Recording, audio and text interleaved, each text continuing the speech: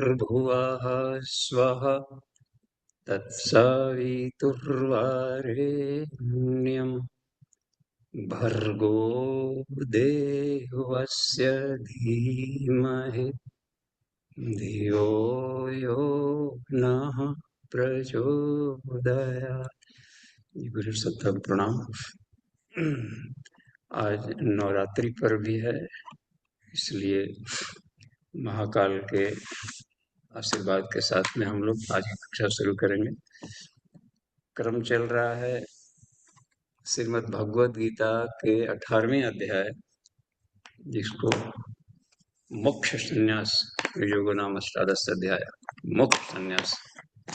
तो अपने अपने क्रम में निकाल लें, बुक खोल लें, सीधे गीता के कुछ सूत्रों को देखेंगे। और आज का श्लोक संख्या है 55 से लेकर 60 तक,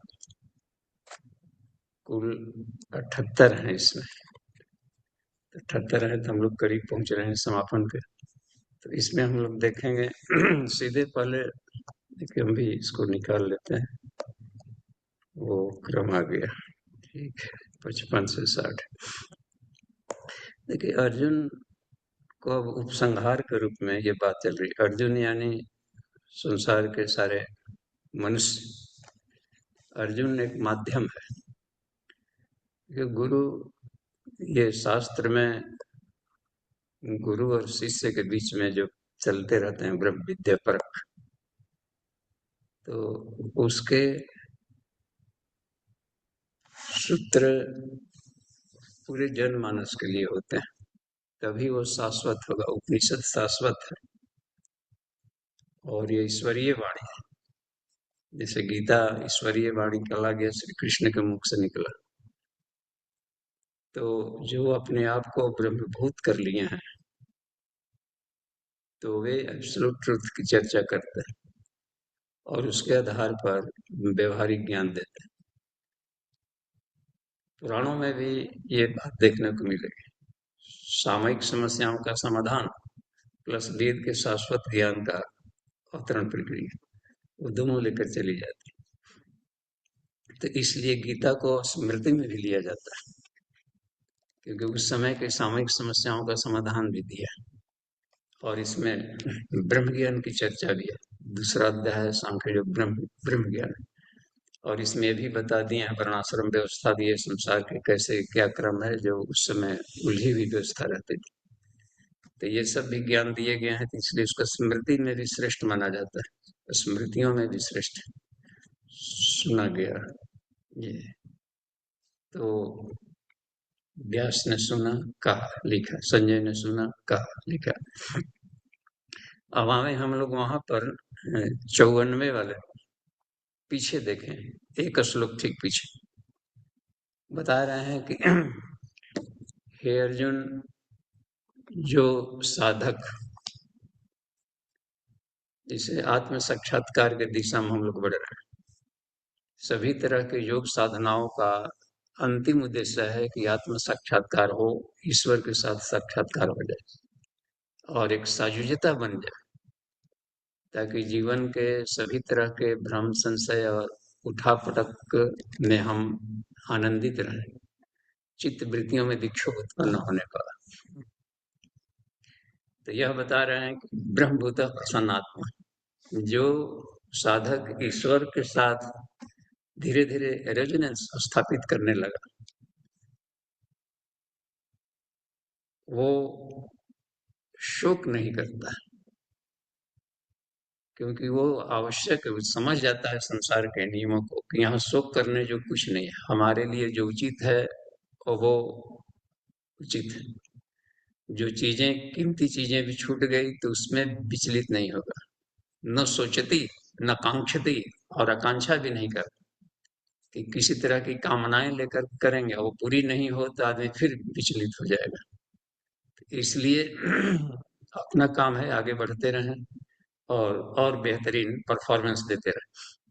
समः सर्वभूतेषु मद भक्ति लभते पराम, जो सभी में ईश्वर को देखे तो समः सर्वभूतेषु, ये भी सब में अपने को, अपने में सबको को, यानी भेद दृष्टि जैसे जैसे खत्म होते जाती है, या ईश्वर को सर्वव्यापी मानकर उसके अनुशासन को स्वीकार करेंगे, और वो कल्याणकारी है। जैसे आज शिवरात्रि पर्व, तो ईश्वर का एक नाम है शिव। शिव को ही ईशान कहते हैं, ईशान ईश्वर, जो पूरे प्रकृति में घुलकर उसको एक नियम व्यवस्था में रखता है, शासन में रख रहा है। तो ये यहाँ पर लग जाता है हम लोग कि कुछ उल्टा पुल्टा हो गया, कुछ भी उल्टा पुल्टा यहाँ नहीं होता है, सब एक गणितीय फॉर्मूला से होता है। तो उसमें यह बात बन गई कि वह कल्याण के लिए होता है, तो उसमें कल्याण साधक का है, तो इसलिए कह दिया कि समा सर्वभूतेषु कल्याण ही कल्याण है, मद भक्ति में लभते पराम। तो इसको यदि पका लेगा तो मेरे भक्ति को पाएगा। अब आज से सूत्रों को चलते हैं, तो पहले पद्य शैली में देखें गुरुदेव ने क्या भाष्य किया है, किरण दी है क्या स्पॉट पर देखे तो उनसे जी पद्य शैली में सुना जी बाबूजी प्रणाम, सभी को जी प्रणाम। प्रणाम जी। श्लोक नंबर 55 से 60 तक। उस पराभक्ति के द्वारा वह तत्वता जान लेता मुझको, यूं होता लीन मुझी में जो मैं नहीं रहत अलग उसको। उस पराभक्ति के द्वारा वह तत्वता जान लेता मुझको, यूं होता लीन मुझी में जो मैं रहता नहीं अलग उसको। निष्काम कर्म योगी मत पर हो सभी कर्म करता जाता, वह मेरी कृपा मात्र से फिर शाश्वत पद अव्यय पा जाता। निष्काम कर्म योगी मत पर हो सभी कर्म करता जाता, वह मेरी कृपा मात्र से फिर शाश्वत पद अव्यय पा जाता। अर्जुन, सब कर्मों को मुझ में मन से अर्पण कर मत पर हो, आश्रय ले बुद्धि योग का तू मेरे मन वाला तत्पर हो। अर्जुन, सब कर्मों को मुझ में मन से अर्पण कर मत पर हो, आश्रय ले बुद्धि योग का तू मेरे मन वाला तत्पर हो।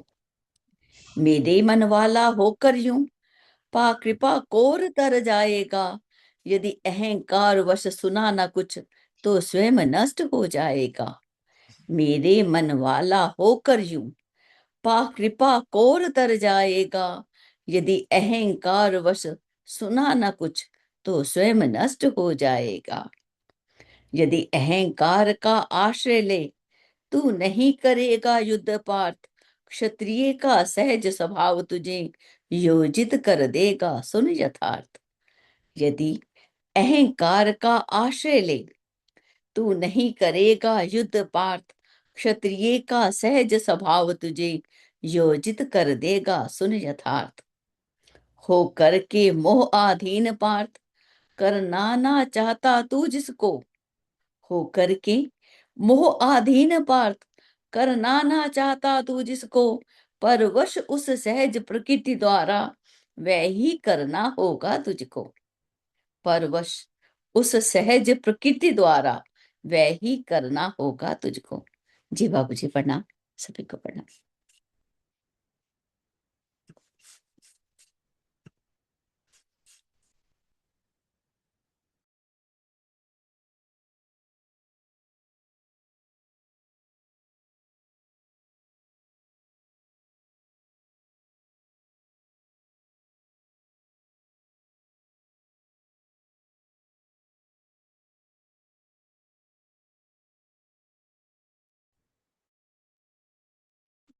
जी बाबू जी, आपका म्यूट है, आप अनम्यूट कर लीजिए।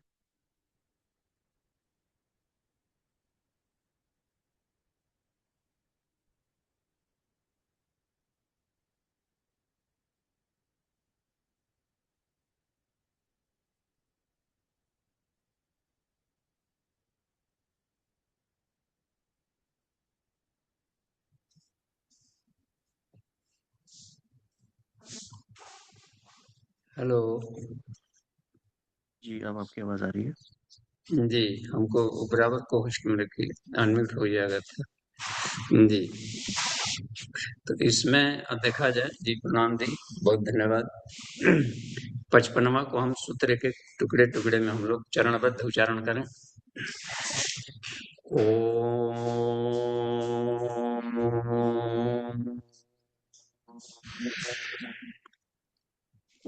भक्त्या माम अभिजानाति, बोलिए तेज आवाज में, यावन यश्चास्मि तत्त्वतः, यावन यः चास्मिन् तत्त्वतः,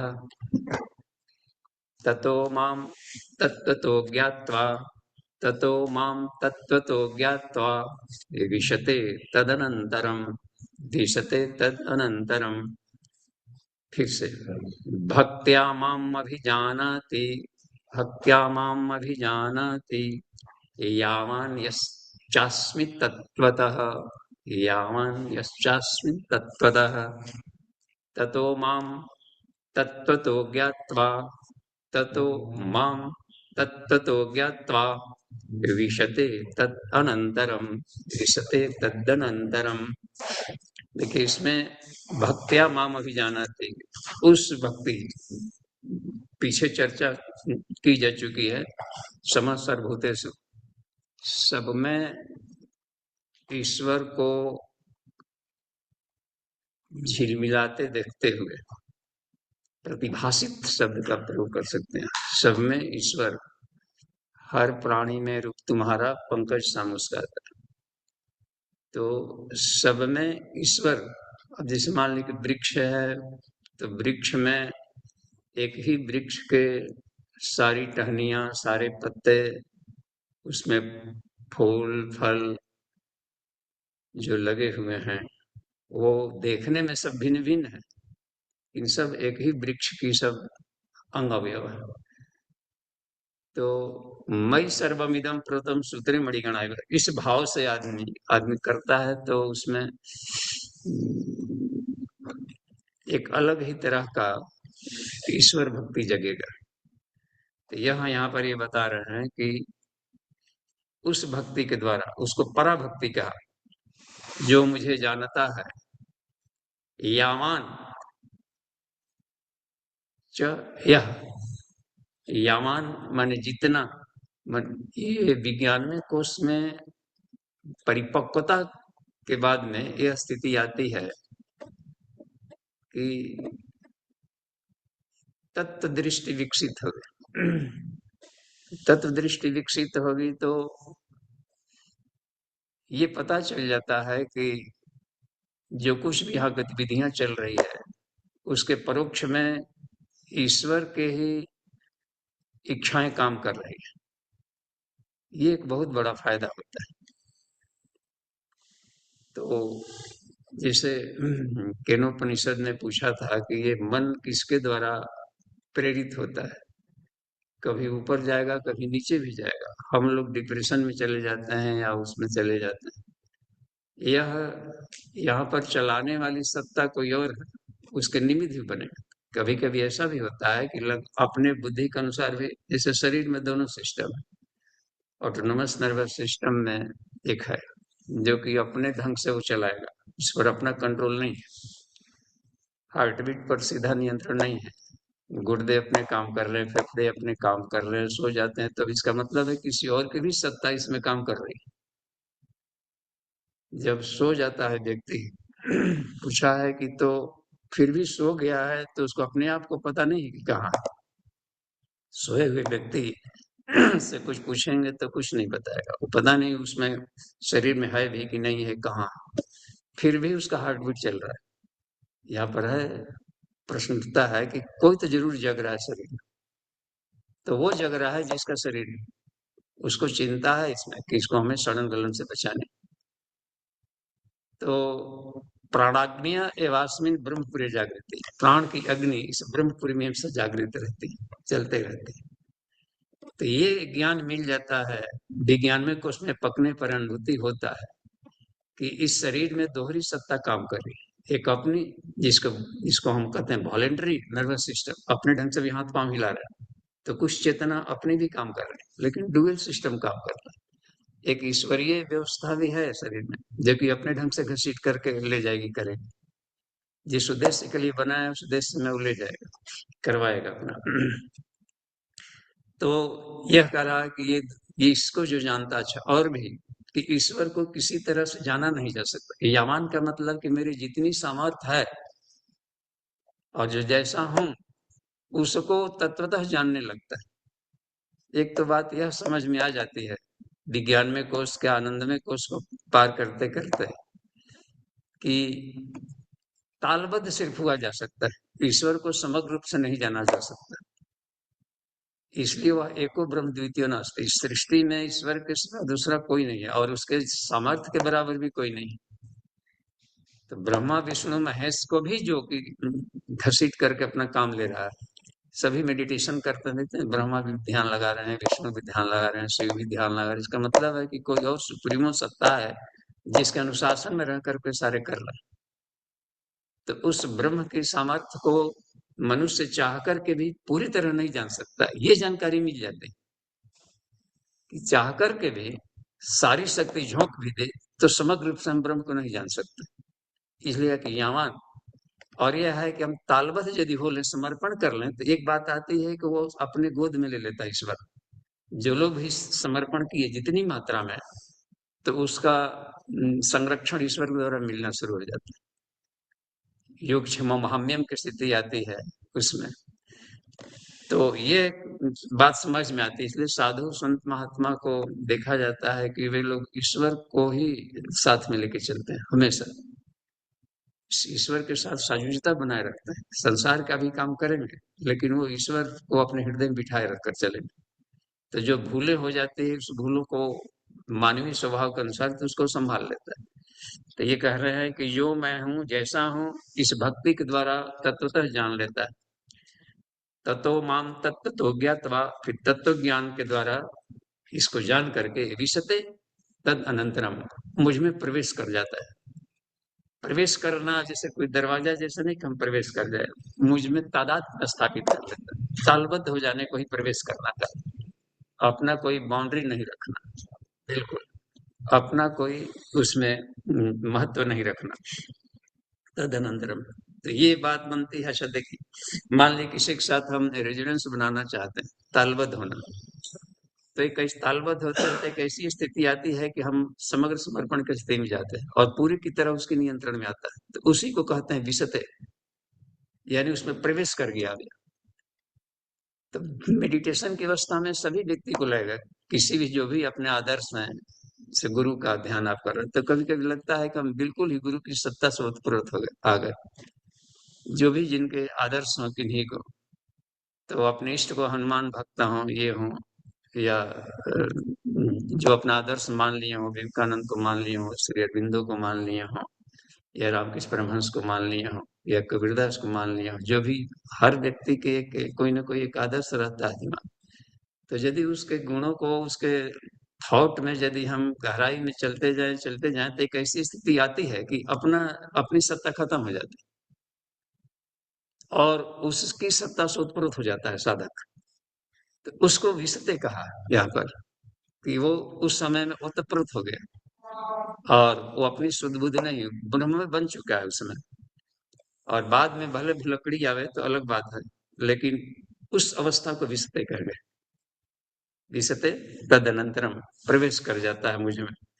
तो इस स्थिति को जितना देर तक हम बनाए रख सकें तो उसी का अभ्यास करना होता है। देखिए आगे चलते हैं।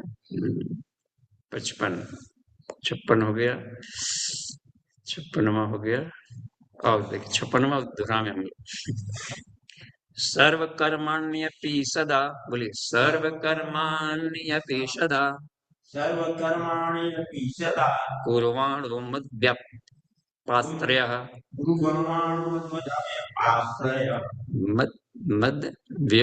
मद्व्यपाश्रयः। अब से सर्व कर्माण्यपि सदा, सर्व कर्माण्यपि सदा कुर्वाणो मद्व्यपाश्रयः, कुर्वाणो मद्व्यपाश्रयः, मद्व्यपाश्रयः, व्यपाश्रयः, मत्प्रसादात् अवाप्नोति मत्प्रसादात् वाप्नोति शाश्वतं पदम् अव्ययम्।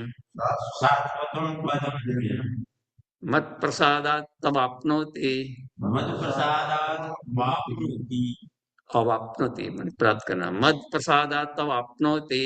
मद प्रसादात् वाप्नोति। देखिए जहाँ पर संधि है जुड़ा हुआ, तो त में हलंत और अ मिलकर द पूरा हुआ है, दवाप्नोति है, तो यहीं पर बल लगाना होता है, बलाघात इसको कहते हैं, बल का भाग वही।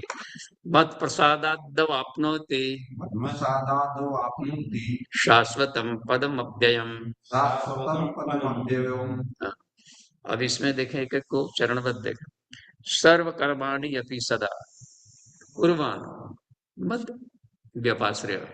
अब ईश्वर के आश्रय, अब ईश्वर का घर मान ली, ईसा वास्यमिदं सर्वम, इस स्थिति में हम मान लें कि सब कुछ ईश्वर का है, मानना है ही, तो मानना क्या। अब यह है कि अब तक से जानकारी नहीं थी तो अपना जैसा लगता था, तो जब सब कुछ ईश्वर का है यह मानकर चल, ईसा वास्यमिदं सर्वम, तो और उस हालत में आदमी लोभ त्यक्ते न खत्म होता है। माँ गृधा, लालच जैसी बात न करे, कुछ अपने आ जाता अपना रखेंगे कहाँ। मान लें कि ये ईश्वर संपत्ति है, कहीं से हम ले आए, तो फिर उसको रखेंगे कहाँ, जगह भी कहाँ है। जब सब ईश्वर का घर है तो ईश्वर के समान ईश्वर के ही घर में रखेंगे। उस हालत में तो वहां पर आती कहीं बात में। तो मद व्यपाश्रय यानी मुझ में आश्रित होकर के, मेरे में आश्रित, यह बात को पूरी तरह दिमाग में बिठा लें कि यह सब कुछ ईश्वर का, शरीर भी ईश्वर का है, मन भी ईश्वर का है, सारा संसार भी ईश्वर का है। तो ये हमारे हमारे जीव सत्ता के साथ में क्यों जोड़ दिया, इतना शरीर के साथ में से क्यों जोड़ दिया। इसलिए जोड़ दिया कि इस जीव सत्ता पर जो अज्ञानता के परत है, पांचों सूक्ष्म कोश आवृत किया गया है, उसकी सफाई कर सकें, इन्हीं माध्यम से करेंगे। उनको सफाई करके इस बुद्धत्व को पाओ। इस बुद्धत्व को पाने के लिए बात थी मद व्यपाश्रय कुर्बानो सर्व कर्माणि। अब रह गया कि जो भी अपने गृहांशज है, जो अपनी ड्यूटी है, घर परिवार की जिम्मेदारियां हैं, पढ़ाई लिखाई से लेकर के बाल बच्चों का पोषण, नौकरी में है तो नौकरी व्यवस्था को संभालते हुए, कृषि में है तो कृषि व्यवस्था, विपणन में हो तो वाणिज्य व्यवस्था, जो भी अपनी ये ड्यूटी है, राजनीतिक क्षेत्र में हो, तो हर व्यक्ति के कुछ न कुछ उत्तरदायित्व है, नहीं भी है तो भी ओढ़ लेनी चाहिए। मान ली कोई उत्तरदायित्व नहीं, अब हमारे जी में कोई काम नहीं, बिल्कुल नहीं, काम है। एक तो व्यक्तिगत होता है कि अब स्वाध्याय करें, अपने आप को रात दिन लगा दें, आरह स्वाध्याय, और आत्मा अपने आप को जाने, प्लस ऋषियों का कर चुका है। ऋषियों ने ज्ञान विज्ञान दिया है तो हमने उसको कितना आगे ले आए। यदि नहीं चल पाए तो फिर एक भुने हुए बीज की तरह जन्म लिए और गए। तो उतना जगाना ही पड़ता है अपने भीतर में, सारे महानता का बीज भीतर में भरा पड़ा, हर व्यक्ति के भीतर में महानता के बीज भरे पड़े हैं अनंत। ईश्वर ने जब सारी शक्ति दे दिया है तो अपने को हीन क्यों मान, हीन मानने से आदमी हीन होते चले जाए। इसलिए सोहम साधना कराई जाती कि ब्रह्म काल से हूं तो उनके सारे गुण है हम में, इस पर दृढ़ विश्वास करना पड़ेगा तभी आगे बढ़ेंगे, नहीं तो प्रगति अवरुद्ध हो जाएगी। अपने को जैसी मान्यता बना लेंगे वैसी मान्यता में नीचे गिरते जाएगी। इस मान्यता बना करके फिर धीरे धीरे एक एक गुणों को डाइजेस्ट करना होता है। ये हर साधक के साथ अनिवार्य फैक्टर जुड़ा हुआ है। तो यही कहा है इसमें कि अपने काम को करते हुए उसी काम को माध्यम बना ले। सर्व कर्माणि अपि सदा, सभी कामों को सदा करते हुए भी यदि उसको मेरे आश्रित करने लगेगा तो मत प्रसादात पालेगा, तो उस अवस्था में भी आत्मज्ञान पालेगा। आवश्यक नहीं है कि हम अन्यों की नकल करें दूसरे जैसा, हम अपने अपने मनोभूमि में जी करके भी पाल सकते हैं। हर कोई पाया है अपने में, तो अपने ढंग के काम करते हुए रविदास वगैरह को देखे, नामदेव दर्जी थे और उसमें उसी को भगवान का काम मान लेते थे, जो भी आए देने के लिए ग्राहक तो उसी के लिए ईश्वर दे रहे काम, उनको इतना बढ़िया से कि यही किया याद करेंगे, तो वे ईश्वर परायण होकर के किया। तो भारभूत होकर कहीं करने लगेंगे तो फिर वहां पर दिक्कत आती है, अपनी ऊर्जा का भी थकान होगा और रोग दुख शुरू हो जाता है। शाश्वतम पद को पा लेता है, मत प्रसादात वाप्नोति, जो भी मेरा गुण है लाभ है, जैसे पंचकोश साधना में से जोड़ के देखें हम लोग, जो भी साधना कर रहे हो, पांचों शरीरों को शुद्ध करने वाला, तो ईश्वर का यदि मानकर किया जाएगा तो साफ है कि आदमी अनाप शनाप भोजन नहीं करेगा।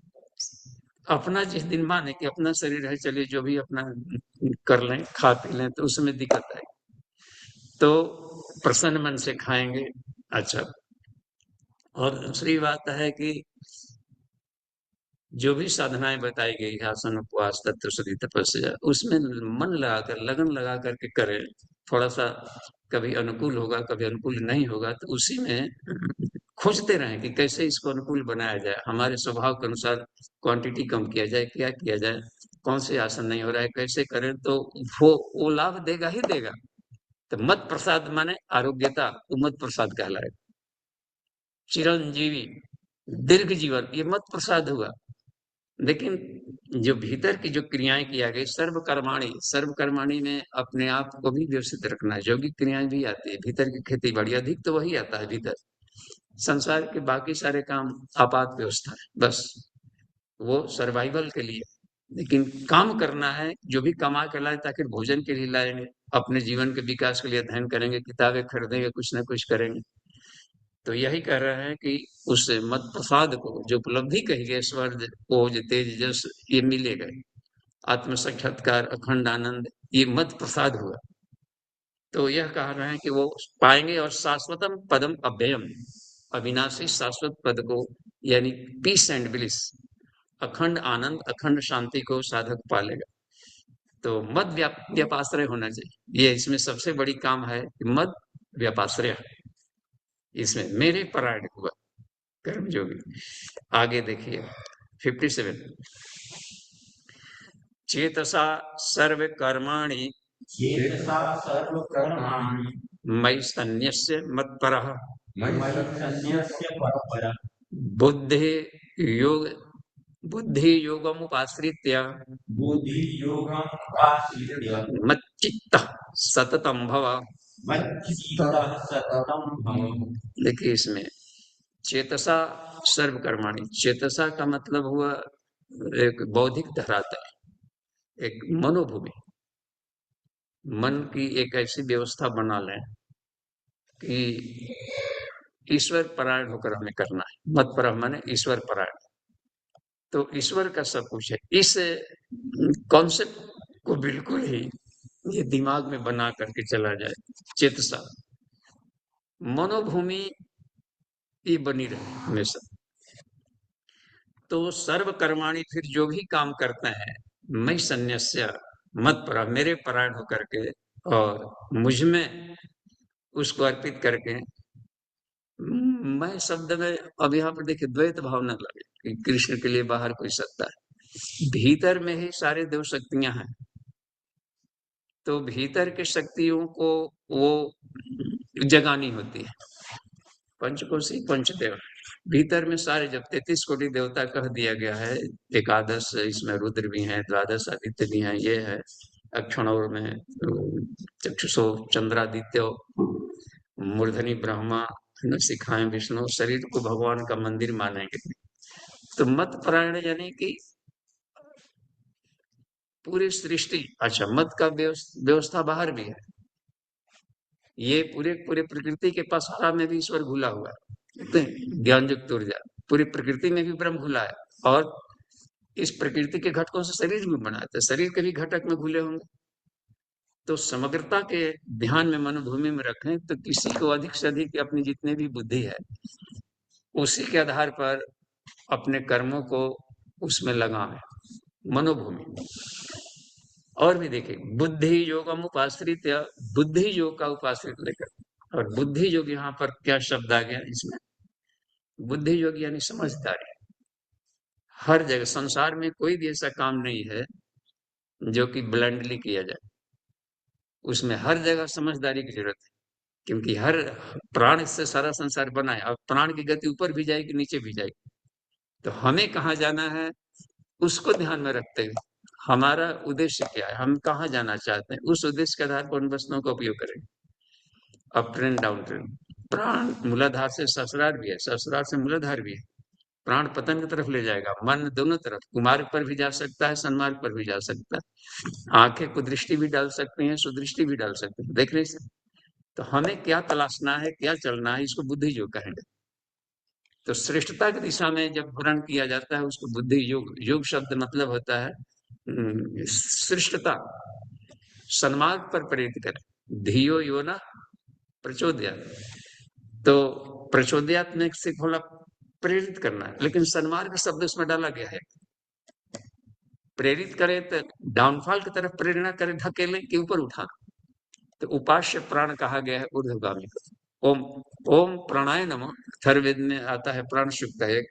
ओम प्राणाय नमो यस्य सर्वम इदम बसे, उस प्राण को प्रणाम जो कि पूरी सृष्टि को चला रहा है। देखिए यहाँ पर यस्य सर्वम इदम बसे, यो भूत, यो ईश्वर सर्वभूताना।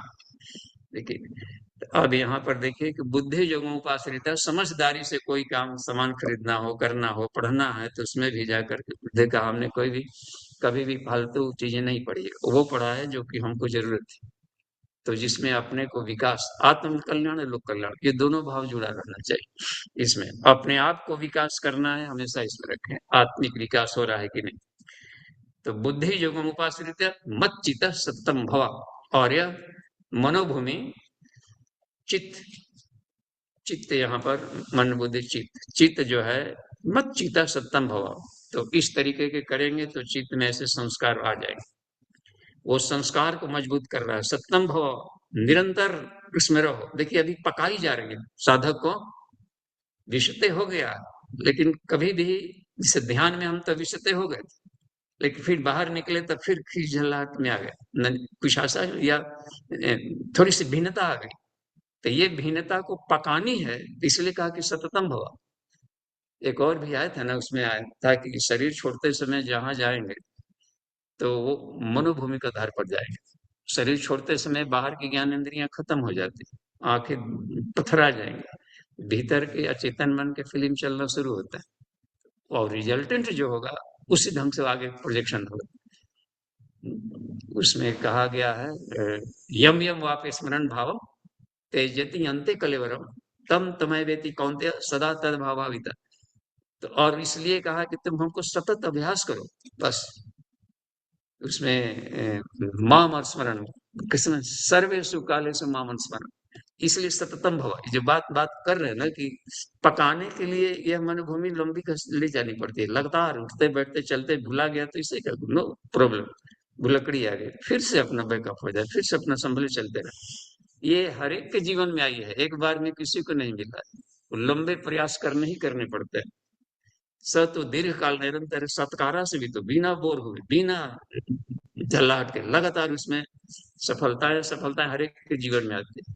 तो उसको उसे निरंतर हम और मजबूत अपने को बनाते जाएं, चढ़ते जाएं, लेकिन उद्देश्य यह है कि वो ईश्वर उसमें भी था।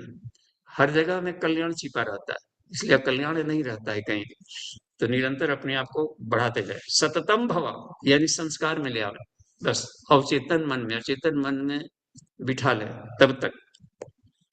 आगे चलकर देखिए तो ये 57 हुआ, मत चिता, यहाँ 57, 58 वाला देखिए, 58वां सूत्र दोहरावे हम।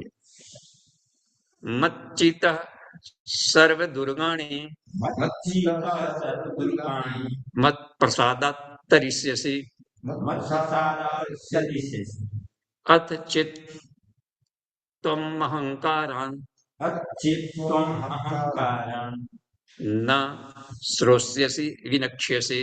न श्रूयसि विनक्ष्यसि। देखिए इसमें दो ना है ना, तो एक न इसके साथ में रहेगा, और ये पूरा ना है, एक आधा ना है, तो 8 अक्षर हो जा रहा है अहंकारात, तो अलग कर लेंगे तो अहंकारात हो जाएगा, ये अहंकारात भी उच्चारण कर सकते हैं। अथ चित त्वम् अहंकारात् अच्छित्त्वम् अहङ्कारान् न श्रोष्यसि विनक्ष्यसि। न श्रूयसि विनक्ष्यसि। जी, तो उच्चारण के समय में उसको चरणबद्ध करना होता है, तो उसको वहां पर ब्रेक करके करते हैं। ठीक है, अब देखिए इसमें इसका विज्ञान को समझें हम लोग, इस साइंस को। मत चीता सर्व दुर्गाणी, मत चीता सर्व दुर्गाणी। देखिए जब अचेतन मन में, देखिए मत चीता यानी कि अपने में बिल्कुल संस्कार बना लिया वैसे मत चीता हो गया। मत चीता माने अपने आप को स्वभाव का अंग बना लिया जाए। जब उसका जब स्वभाव का अंग होगा तो साफ है कि उसके संसार से शिकायत खत्म हो जाएगी। यही यही पहचान है। संसार से किसी के प्रति शिकायत जब बंद हो जाए तब समझिए कि मत चीता हो गया। तो और उसमें कितना ज्ञान झोंकना पड़ेगा और कितने उसमें कीमत चुकाने पड़ेंगे। हम लोग बात बात में ये हो जाते हैं, अपसेट होता है। तो वो उसको पाने के लिए इतना कीमत चुका, जो भी पाया है इतना कीमत चुकाया है बस। तो उसमें कहा कि संसार में किसी भी वस्तु पर, किसी भी जीवों के प्रति जो अपना है, जब ईश्वर कण कण में है तो उसी को हीन मानने से मतलब हो जाएगा कि हम ईश्वर को हीन मान रहे हैं। यही पर तर्क कट जाता है सीधे। तो किसी के प्रति शुकर हो, कुकर हो, खटमल हो, दंश मार कर चला गया, कुछ भी हो, अपराधी हो, शत्रु समो शत्रु मित्रे च, क्या करेंगे। तो उसमें कहा गया है मत चीता का मतलब होता है इसमें कि मेरे कण कण में ये भाव जब तक से नहीं आएगा। जब वो भाव आ गया तब देखिए क्या करता है। सर्व दुर्गाणी, दुर्गानी माने दुर्गतियां, दुर्गा का दुर्गा दुर्गति दूर कर, मंगल कर सब काज है ना, एक भजन में दुर्गा जी का। इसमें दुर्गा जी का मंत्र बोला जाता है जब पूजन के समय, विजयदशमी पर्व में या जब भी हम लोग पूजा करते हैं। सर्वतोभद्र मंडल कर्मकांड भास्कर में है इसमें। ओम जात वेद से सुनवाम सोमम अरत्य तो निदहाति वेद सनः प्रसदति दुर्गाणी विश्वे विश्वानावेव सिंधु दुर्त्याग्नि। यह बताया है उसमें है कि सुनवाम सोमम, निचोड़ना, सभी तरह के ज्ञान विज्ञान को झोंक दे, सारी पढ़ाई लिखाई को इस अवस्था में मत चित बनने, ईश्वर प्राण बनने बस। तो मत चिता कर है तो सब दुर्गाणी, तो सभी तरह के दुर्गतियों को दुर्गा दूर करती। तो दुर्गा यहाँ का मतलब होता है जो पराशक्ति है, इस सृष्टि में घुली हुई जो सार्वभौम चेतना है, ईश्वरीय शक्ति है, वही कृष्ण है। तो उसी को वो कह रहा है कि सर्व दुर्गाणी, सभी तरह के शरीर के शरीर में भी जो रोग दुख होता है, ये हम लोग सिर्फ बाहर की दवाइयों के लिपा पोती में फंसे रहते हैं। ये आज नहीं तो कल का विज्ञान इस पर उतरना ही पड़ेगा कि रोगों दुखों कारण सिर्फ चित्त है बस। ये हल्के फुल्के ठुकरे पुकरे लग गई सब करने का, तो वहां भी कहीं न कहीं परिहता की अवेयरनेस की कमी हुई होगी। लेकिन चित्त ही सारे संसार को चला रहा है। ये बात है, चित्त वृत्तियों को निरोध हर बात में जब आती है, चित्त को शुद्ध करो, आहार शुद्ध चित्त विशुद्धिर्भवति, चित्त चित्त चित्त शब्द की जो बात आ रही है, इसका मतलब होता है कि चित्त के द्वारा ही ये सब कुछ संचालित है। चेतना वो उसको चल रहा है। तो जहां मन में किसी भी तरह का अंतर्द्वंद है, विक्षोभ है, तो रोग लाएगा ही आएगा। अभी नहीं तो भविष्य में हमें रोग होंगे और हम उठापटक में गिरने वाले। तो अपसेट होना एक बहुत बड़ा ये अपने ही लिए खतरा है।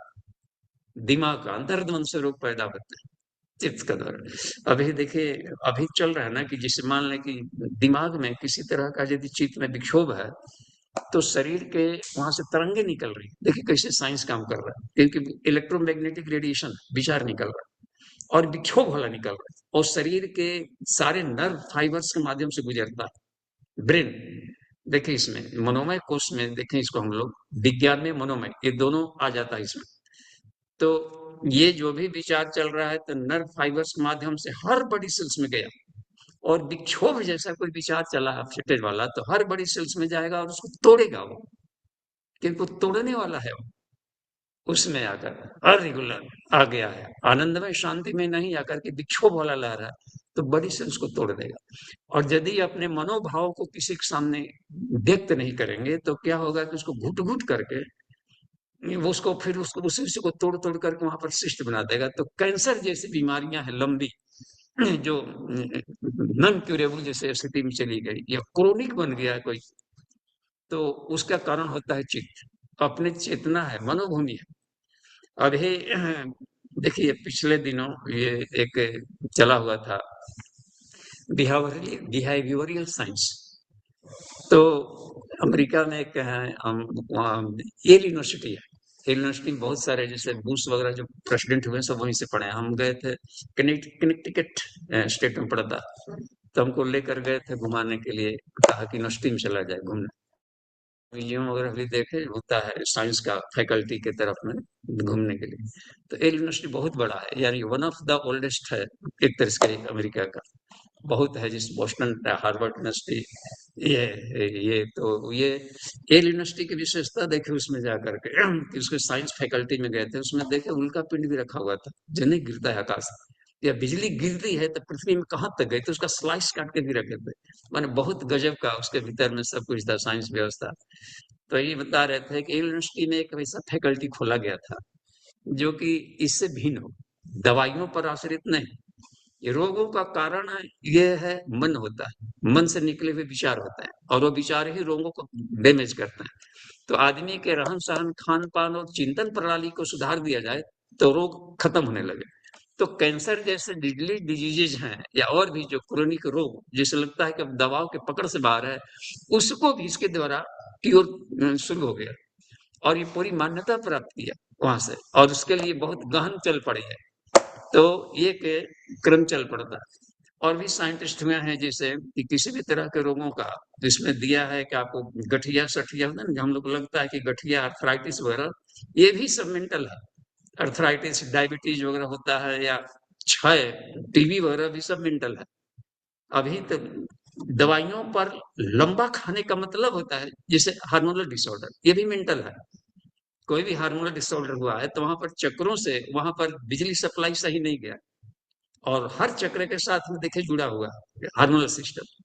तो इसलिए पढ़ाना पड़ता हम लोगों को, जैसे भी ब्रेन पढ़ेंगे योगिक साइंस में, मेंटल में, तो दोनों तरह के ऑटोनोमस नर्वस सिस्टम और वॉलंटरी नर्वस सिस्टम, इन दोनों पर ये कमांड करने को सिखाया जाता है योग के माध्यम से। तो हार्मोनल डिसऑर्डर हुआ है तो भी जाकर मेंटल है। तो जो भी बीमारियां होती है सब हार्मोनल डिसऑर्डर से, और वो हार्मोनल डिसऑर्डर होता है ब्रेन से, तभी दवाइयां झोंकी जाती है फिर भी जल्दी क्योर नहीं होता है। तो मेंटली एक और हुआ है, एक यहाँ पर जर्मनी में एक साइंटिस्ट हुए थे, उनका कुछ हैरिक जैसा कुछ नाम था, या उमर ऐसी कुछ नाम था, हैरिक। तो वो उन्होंने इस बात को रखा कि रोग का निवारण दवाइयों से नहीं है, मेंटली है। तो और वो कैंसर से पीड़ित है, खुद भी कैंसर से, डॉक्टर से भी कैंसर से पीड़ित है। डॉक्टर होमर या कुछ ऐसे खोजेंगे तो मिल जाएगा कहीं ना कहीं। तो वो जाकर के और इस बात को उन्होंने आज अपना क्योर कर लिया, अपना क्योर सिर्फ मेडिटेशन से और इससे प्राणायाम के द्वारा माध्यम से कर लिया। तो इसको प्रूव करना चाहते थे विज्ञान में, अब फैकल्टी के भी हेड है, तो अन्य डॉक्टरों ने उनका विरोध किया कि नहीं, ये संभव नहीं है ऐसा करने का, और बहुत लेंदी, और मैंने उसको उनको मान्यता नहीं मिली। लेकिन वो प्राइवेटली भी इसको ठीक करते रहे, सैकड़ों लोगों को ठीक किया। फिर उन्होंने छोड़ करके वहां से आकर चले गए, वहां से उन्होंने छोड़ दिया, रोम में चले गए इधर, वहां से जर्मन छोड़कर यहाँ पर उन्होंने पढ़ा, इसका विस्तार किया करके नाम दिया। तो उन्होंने अपने जीवन में अनेकों बीमारियों को सब ठीक किया है। तो इसलिए देखते होंगे कि जब आदमी, प्रसन्नता एक पौष्टिक आहार है, दवाइयां भी पौष्टिक आहार है, लेकिन प्रसन्नता सबसे बड़ा पौष्टिक आहार है। जब आदमी प्रसन्न रहता है ना, प्रसन्न मूड में, तो भूख वगैरह भी कम लगती है, लगता है कि नहीं पेट भरा भरा है, थोड़ा सा भी खाने पर लगता है कि एकदम मजा आ गया। तो ये इसमें हम लोग बात देखते हैं कि अपने भीतर के रोगों का, एक और भी महिला का उदाहरण दिया है इसमें, खंडनीति में पढ़ते, पैट्रिक कुछ महिला का एक नाम था, इंग्लैंड की महिला थी। तो डॉक्टरों ने उसको ब्रेस्ट कैंसर हो गया था। तो अब उसको डॉक्टरों ने कहा कि अब आपका ला इलाज है, अब इसकी कोई है, अब 6 महीना डेट दे दिया कि 6 महीना, मैक्सिमम 6 महीना में आपका डेथ हो जाए। तो अब उस महिला का हिम्मत देखिए, पैट्रिक का, वो कहे कि अब 6 महीना में मरना ही मरना है, ओके ठीक है, तो हम 6 महीना इंजॉय क्यों नहीं ले, खूब जिएंगे, जम करके 6 महीना में हम 600 जन्मों का जीवन जी लेंगे। तो इस भाव से प्रसन्न रहने लगी, और लोगों के बीच में एक रचनात्मक काम शुरू कर दी समाज में। क्या करने लगी कि कैंसर अस्पताल बनाने के लिए लोगों से सहयोग, ताकि हम ही एक मरे, और महिलाएं और लोगों को ये सब रोग ना हो, तो कैंसर हॉस्पिटल्स बनवाने के लिए फिर फंड जुटाना, इकट्ठा करना और लगाना उसमें, और अनेकों उसमें इसे किया भी, सफलता भी काफी मिली, जन सहयोग मिला। अपने शरीर का कभी भूल ही गई एक तरीके से कि शरीर भी हुआ, रोग भी है। लगी रही ईश्वर के काम में, अच्छी व्यवस्था में। 6 महीने बीत गया तो लोगों ने कहा कि आपको तो 6 महीना में मर जाना था, और जा करके डॉक्टर से फिर चेकअप करवाई तो कैंसर के थोड़ा सा भी निशान नहीं थे कहीं। तो ये एक बात देखी जाती है कि एक मेंटल है उसमें, बिहेवियरल साइंस मेडिसिन कहलाता है इसको, व्यवहार के द्वारा। तो यही बता रहे हैं कि सर्व दुर्गाणी मत प्रसादा तरिष्यति, सभी तरह के दुखों से, कष्टों से जीवन में निकल जाओगे कब? मत चित्त, बस मत चित्त बनाओ अपने आप को। अथ चेतत्वम अहंकारात। अच्छा, अब देखिए 58 वाले सूत्र का निचला वाला हिस्सा देखिए। अथ यदि मान लीजिए है चित्त, जैसे मान ली कि यदि आप क्या करते हैं, तुम अहंकारात, अहंकार बस, न सृष्यसि, इसमें जो बात बनती है कि तू नहीं सुन ले हमारी बातों को, तो वेटेज नहीं दे रहा है। कृष्ण बोल रहे ईश्वरीय वाणी इसलिए कहा जाता है क्योंकि एब्सोल्यूट ट्रूथ बोलते हैं, साइंस की एक बात बता रहे हैं, सही है। यदि इसको तुम अवॉइड करेगा, न सृष्यसि, इंपॉर्टेंस नहीं दे रहा, देगा, ठीक है, अहंकार बस कि नहीं, हर कोई का अपने विश्लेषण का एक माइंड होता है। कोई जरूरी कि शिक्षक जो पढ़ा रहा है तो छात्र उसका उसी भाव से ले, उसी मन में, वो अपने ढंग का अर्थ लगा लेंगे, अपने ढंग का कोई ना कोई दाव पेच लगा करके चल पड़ेगा। तो इस अवस्था में कह रहे हैं कि यदि तुम न सृष्यसि विनक्ष्यसि, सीधे बोलते हैं, तो फिर तुम लक्ष्य से भटक जाएगा। जो टारगेट है पाना, आत्म साक्षात्कार, वो नहीं मिल पाएगा, बस ईश्वर साक्षात्कार नहीं मिल पाएगा। और जो ये जो और भी पीस एंड ब्लिस में तुम्हें दिक्कत आएगी, तो न विनक्ष से उस पद से तो बिल्कुल भ्रष्ट हो जाएगा, बिल्कुल विषयांतर हो जाएगा। तो और यही है, इसको टूटने से बचाए जाते ये काम। ये देखिए 59 जाकर देखें हम लोग। यद अहंकारम आश्रित्य यद अहंकारम् आश्रित्य न युत्स्य इति मन्यसे न युत्स्य इति मन्यसे मिथ्यैष व्यवसायस्ते मिथ्यैष व्यवसायस्ते प्रकृतिस्त्वां नियुक्ष्यते। प्रकृतिस्त्वां नियुक्ष्यते। देखिए यद फिर यहाँ पर अहंकार शब्द है, पिछले बार भी अहंकार आया था, इसमें करें। एक तो अहंकार हो गया कि अपनी मान्यता के आधार पर नहीं सुनना, क्योंकि हर कोई अपना गणित बिठाएगा नहीं, अपनी अपना जितना पढ़ाई लिखाई मनोभूमि बना है वो हर कोई को उसी पर तोलेगा, तो आप लाख पुरुष करते रह जाइए, तो जीवन में वो सुनेगा वैसा ही। ये अपने को भी लगता है कोई कितना हो गुरु जी बातें बोल रहे हैं उसके लिए, तो हम सारी बातें कहाँ पकड़ पाते हैं। गुरुदेव ने इतनी बातें का अधिक लगता है कि सारे ब्रह्मांड पिला दे, हम अपने ढंग से दाव पीछे लगा करके ये बन जाता है मानवीय स्वभाव। तो ये बता रहे हैं कि हर एक के लिए साथ लागू होगा। ये बता रहे हैं इसमें कि यदि मान लीजिए कि तो अहंकार यानी अपनी जो मान्यता को, अहम प्लस आकार, अहंकार, हर व्यक्ति का एक कॉन्सेप्ट होता है, हर व्यक्ति का एक आइडियोस्फीयर होता है, आइडियोस्फीयर, आभा मंडल, उसी के आधार पर अपने ब्रह्मांड को लेकर घूमेगा, टहलेगा वो। तो यही ब्रह्मांड में ब्रह्मांड टकराते हैं, अपने मन भूमि जैसा दूसरा ना मिलता, तो अब से चिंगारियां निकालने लगे। तो यहाँ पर तो ये इसमें बता रहे हैं कि यदि अहंकार वश, यानी तुम्हारे जैसे मनोभूमि है और जो अपना जो बना लिया इसलिए, तो मेरे वचनों को महत्व नहीं देगा तो तू नष्ट होगा। और आगे जैसे फिर अहंकार शब्द है, उसमें भी दिया था अहंकार शब्द, एक और अहंकार यहाँ पर ले आ रहे, दूसरे वैरायटी का अहंकार। अहंकारों का भी बड़ा ये है जी, अहंकार विज्ञान में कुछ के पॉल्यूशन है, मान्यताएं, और उसमें सोहम अस्मि मान्यता मिलाई जाती है। बाकी सोहम अस्मि के अलावा सारी मान्यताएं फालतू, तो वो टिकाऊ नहीं है, हमें संकट में डालेंगे। तो यदम अहंकारम आश्रित न युत्सेति, मन से यदि इस अहंकार से, यदि इस वैरायटी का अहंकार है, मान्यता कि मैं युद्ध नहीं करूंगा, न युत्स्य इति मन से कि युद्ध नहीं करूंगा, मिथ्या एष, यह भी झूठा है, यह भी अहंकार तुम्हारा काम नहीं चलने वाला, ये भी अहंकार फूटेगा। क्यों फूलेगा? व्यवसाय माने यदि तुमने कॉन्सेप्ट बना लिया, व्यवसाय माने तुम दृढ़ निश्चय हो जाओ कि मैं कैसे, अर्जुन फेंक देते थे गांडी की, युद्ध नहीं करूंगा। तो बात बात में समझाने पर कि नहीं होता, ढेर सारे तर्क भी देते गए कि भाई की हत्या, उनकी हत्या, गुरु हत्या का पाप चढ़ता है, ऐसा ऐसा, जितना पंडितों की तरह ज्ञान तू दे रहा है, ये सब बात कहेंगे। लेकिन इनके लिए मरना है जीना, से जो बात रह गई थी मोहात, वहां पर एक तो धर्म युद्ध चल रहा है।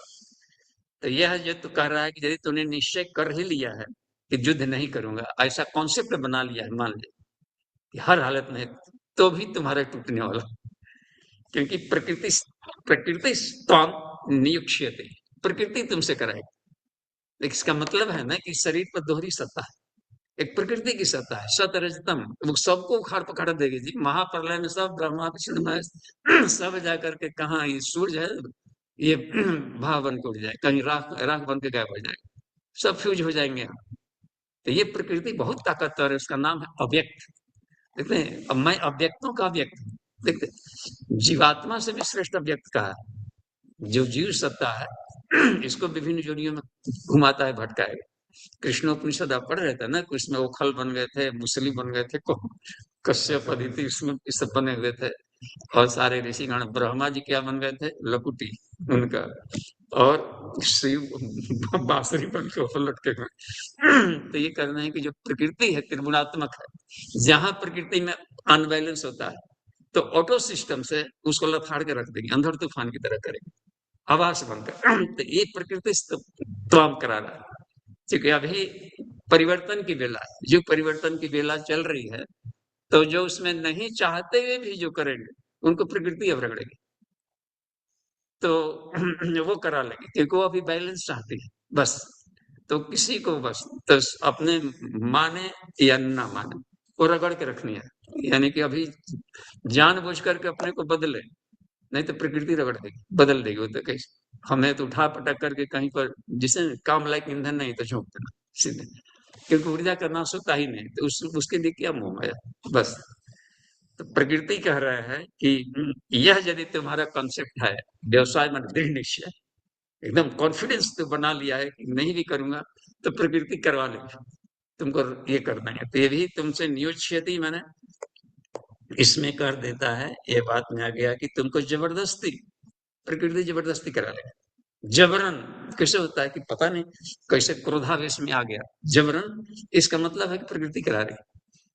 कभी कभी ऐसा होता है कि हमसे नहीं चाहते वैसे कैसे कहा गया, इसका मतलब है कोई दूसरा आवेश मान के आ गया प्रकृति और हमसे करवा ले। बाद में पता चलता है कि हम तो ऐसा सोच कर नहीं गए थे, हम तो कभी उनका ऐसा नहीं चाहे न कुछ, ये कैसे हो गया। तो ये हर कोई फील कर सकता, हम केवल ध्यान उस पर नहीं देते हैं, अवेयर नहीं रहते हैं, लेकिन हर एक के साथ में ये घटना घट रही कि हर कुछ मन चाह नहीं होता, कुछ ऐसा होता है जिससे कि नहीं चाहते भी कोई करा ले। तो कह रहे कि प्रकृति तुमसे जबरदस्ती कराएगा। देखिए एक और प्रकार का, देखिए यहाँ पर लास्ट वाला, यहाँ पर देखिए तो 60वां हम लोग देखें, स्वभावजेन कौन्तेय निबद्ध स्वेन कर्मणा कर्तुं नेक्षसि यन्मोहात्। मोहात तक एक साथ पढ़े, देखिए एक ही साथ है ना, उसमें तो ब्रेक करना ही पड़ेगा, 8 अक्षर के साथ पढ़ना है, तो इसे लंबा सा ये वाक्य आ गया नीचे वाला में। तो वहां पर जहां 8 अक्षर गिन करके देख लीजिए, कर्तु में 2 अक्षर, नेक्षसी में 3 अक्षर, 5 अक्षर हो गया, यन में 1 अक्षर 6, और मोहात 6 2 8। तो मोहात तहलत यहाँ तक अलग कर, कर्तुम नेक्षसी यन्मोहात करिष्यस्यवशोऽपि यत्तत्। इसमें 3 शब्द आ गया, करिष्यसि हो गया ना, करिष्यसि अवशो अपि तत्, करिष्यसि अवशोऽपि तत्, अपि मत पढ़िए, सो को लंबा करे, करिष्यसि अवशोऽपि तत्। देखिए करिष्यसि प्लस अवश प्लस अपि प्लस तत्, इतने हैं इसमें, तो 4 शब्द जुड़े हुए हैं, लेकिन एक साथ पढ़ना होगा। तो करिष्यसि वशोऽपि तत्,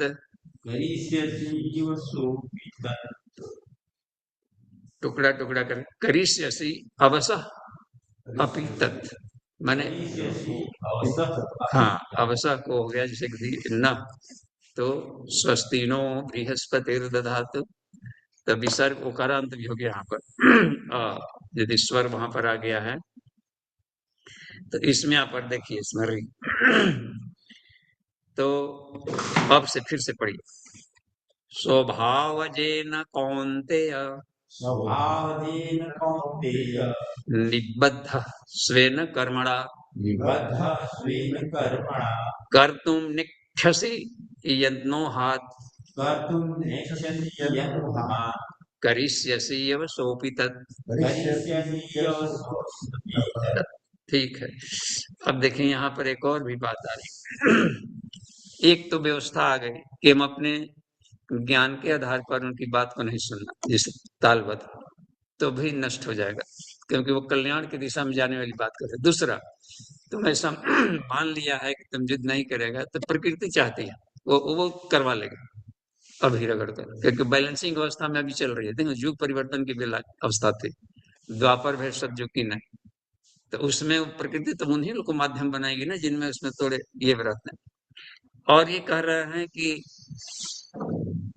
तो यदि तू न इच्छा करता है, न इच्छसी, तुम्हारी इच्छा नहीं है कि हम युद्ध नहीं करूंगा, यहाँ पर भी यदि इच्छा नहीं है कि मान लें युद्ध नहीं करूंगा, तो स्वभाव जेन, तुम्हारा स्वभाव है ऐसा, स्वभाव बनता है अपने कर्मों के आधार पर, तो अपने कर्म भी हमें घसीटेंगे, पीछे के कर्म होकर के जैसा स्वभाव बना लिया उसमें आता है।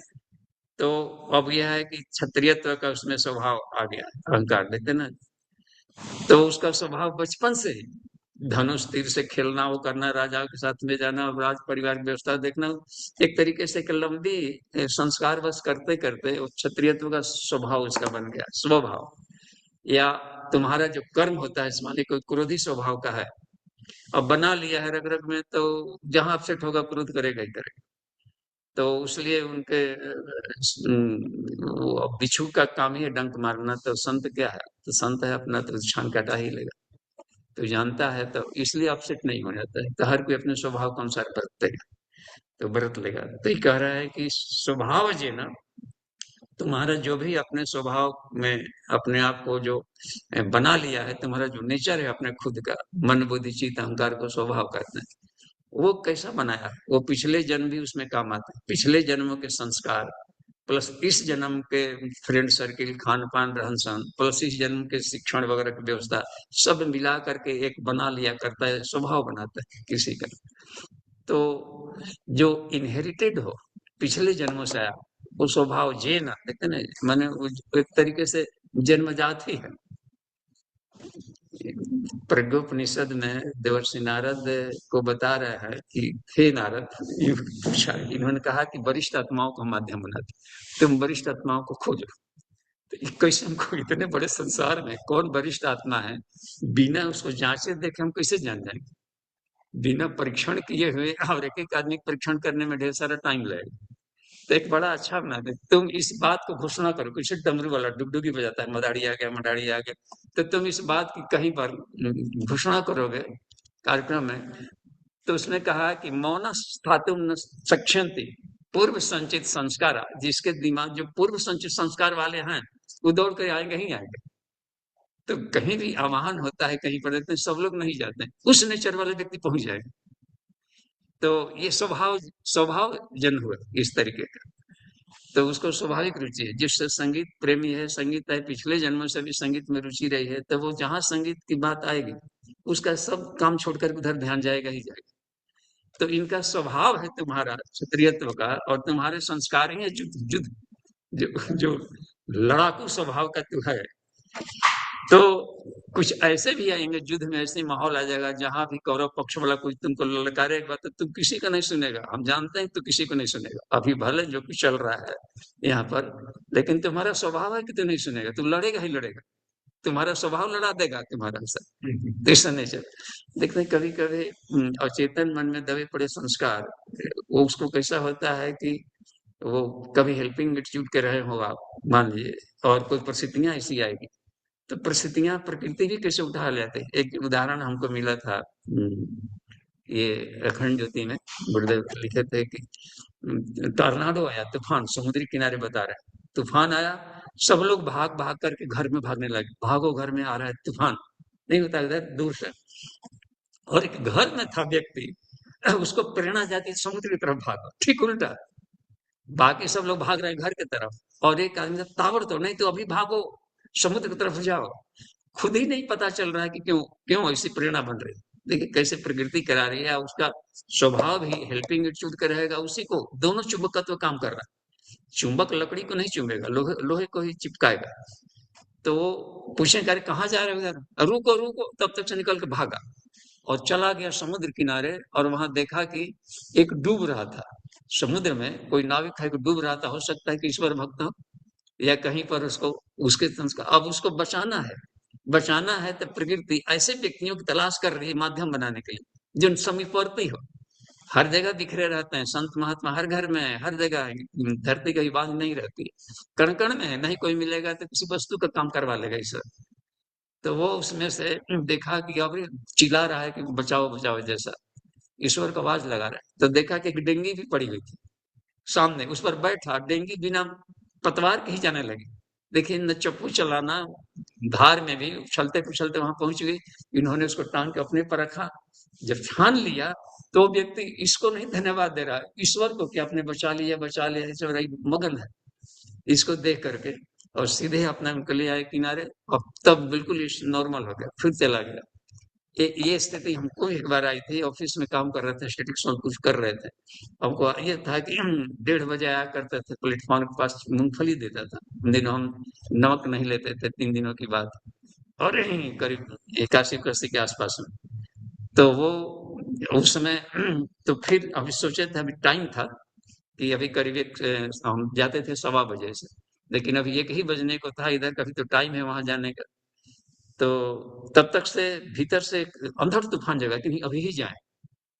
तो अपने इंच पर का जो कोई बना रंग डायग्राम टाइप का, तो उसमें अपने ये रख दी और चल पड़े और दौड़ते जाने लगे। देखिए वहां से धर्मशाला, देखे ना वाला डिप्रेशन में थे, धर्मशाला रोड में है, तो वहां से आग आने लगी। यहाँ कहाँ रेलवे स्टेशन पे शानदार मूंगफली भूंजता था, मैंने ससुराल में सबसे बढ़िया स्वादिष्ट, तो वहां आने लगे तो दौड़ के आने लगे। अब दौड़ने का क्या तुक है, दौड़ के आने लगे तो जहां पर मेडिकल है, और ये इधर चौरसिया मेडिकल पंजाब बैंक था ना पहले, एक मेडिसिन था नीचे, और सामने वाला में डाबर ओबर वाला आयुर्वेद का, तो वहीं पर एक घटना घटी थी। तो देखिए कैसे ईश्वर काम कर रहा है। घटना घटित है कि महिला को एक्सीडेंट हो गया था, और महिला संभ्रांत दिख रही थी, माने थोड़ा वजनी भी थी, संभ्रांत डील डोल, और उसका पैर टूट चुका था। अब पता नहीं कैसे घटना घटी, और भीड़ भी घेरी हुई थी, कोई उठा नहीं रहा है महिला जाति को लेकर।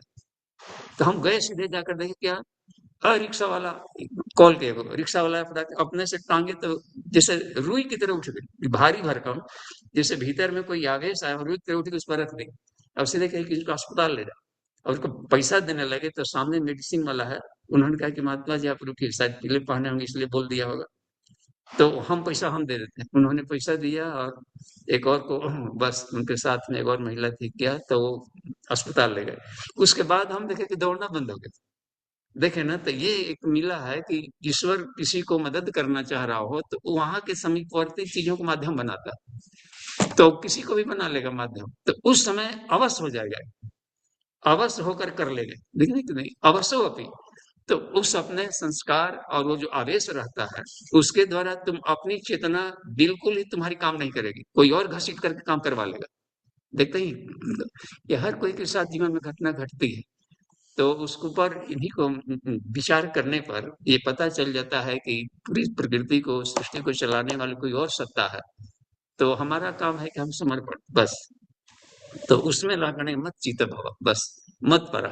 तो आज यहीं पर विराम देते हैं अंकुर जी, तो सीधे हम लोग प्रश्नोत्तरी में आवे, कुछ और बातें जिसमें से आएगी जी। जी धन्यवाद, देखिए देखते हैं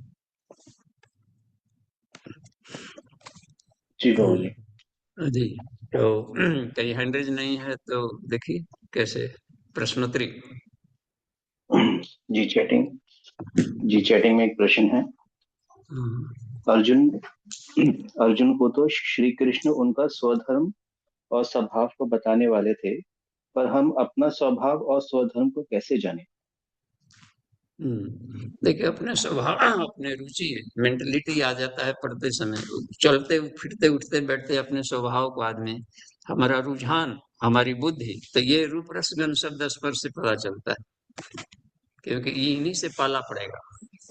तो किसी चीज को देखकर, किसी सामने से कोई व्यक्ति गुजर रहा है, स्त्री पुरुष हो, कोई वस्तु हो, कोई जानवर हो, कोई दृश्य गुजर रहा है, तो उन दृश्यों को देख करके हमारे मन में क्या भाव उठे, मन में उठते हुए भावों के आधार पर अपना पैरामीटर निकालेंगे। उसमें सात्विक भाव है कि राजसिक भाव उठा कि तामसिक भाव उठे, कि शुद्धता के आए, उसको देख करके हमारे दिमाग में पवित्रता है कि कैसा आया, कि क्या भाव उठा, ये स्वभाव, स्वभाव कहलाएगा खुद का, उसमें क्या रिएक्शन हुआ। तो इसलिए श्रद्धा त्रय कहा गया। श्रद्धा त्रय भावनाएं भी ये है, अपनी भाव भी होता है, सात्विक भाव, राजसिक भाव, तामसिक भाव।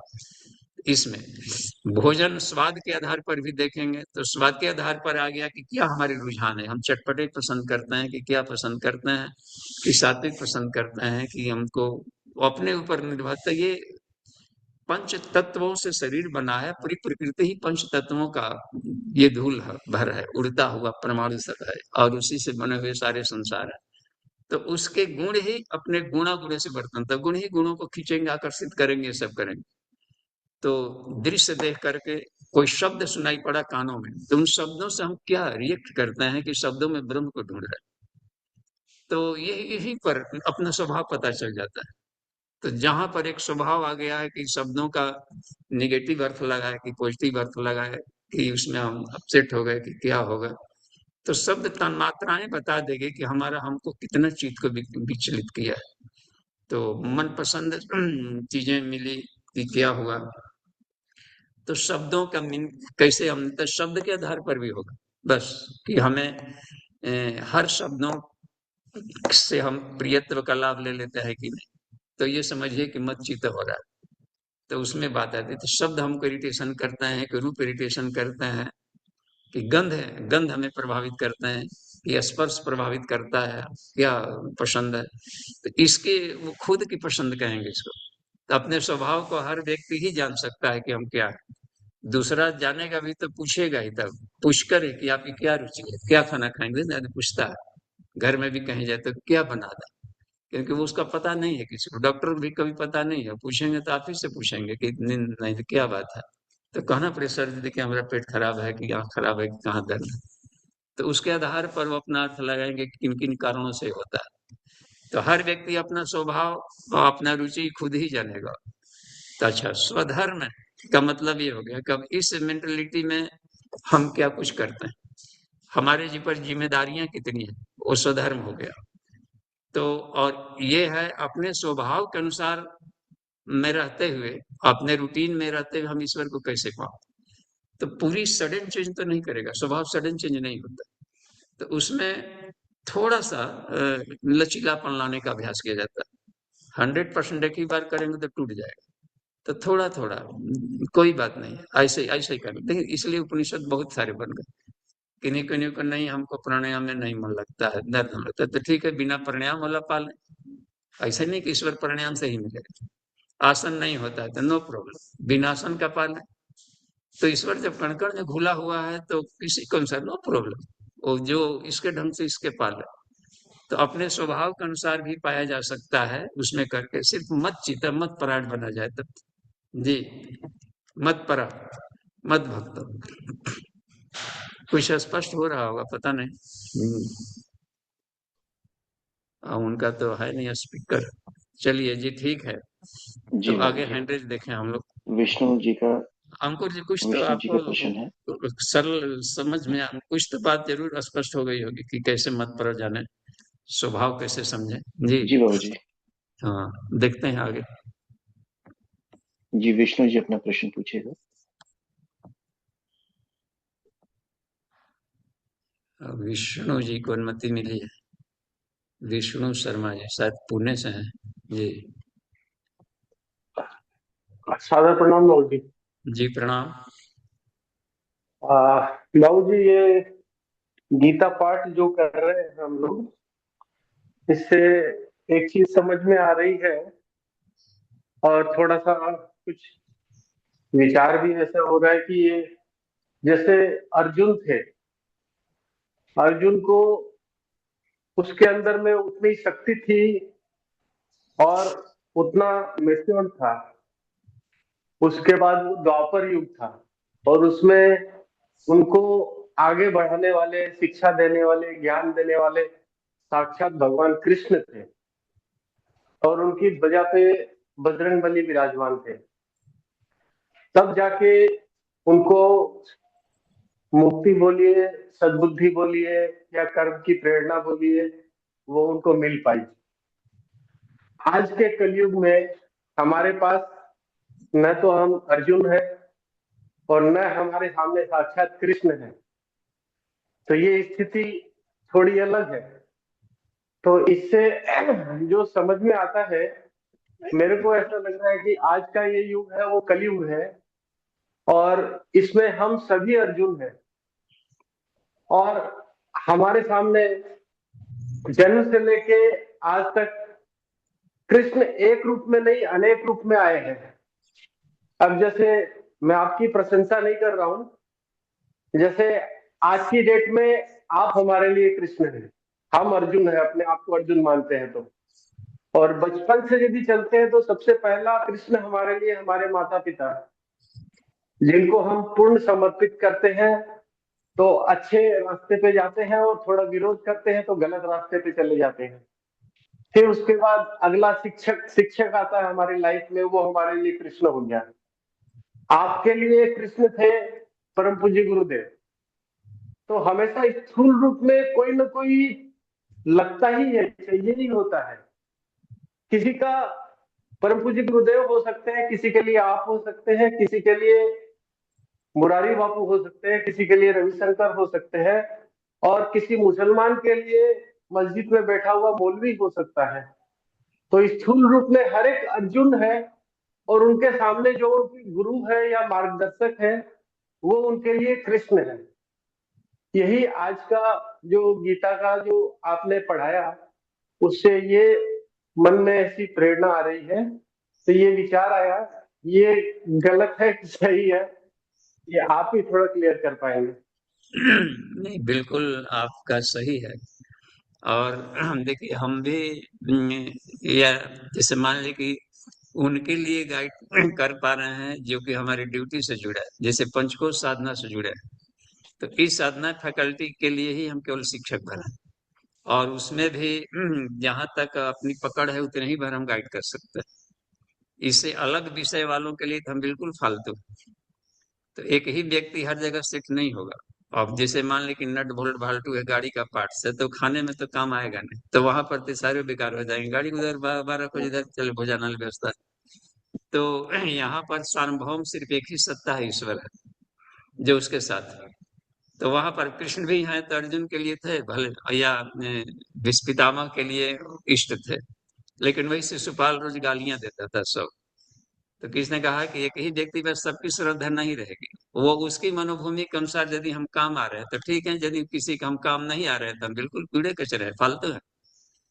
तो वो उस सामने वाले के रुझान पर निर्भर करता है कि वो क्या तलाश रहा है।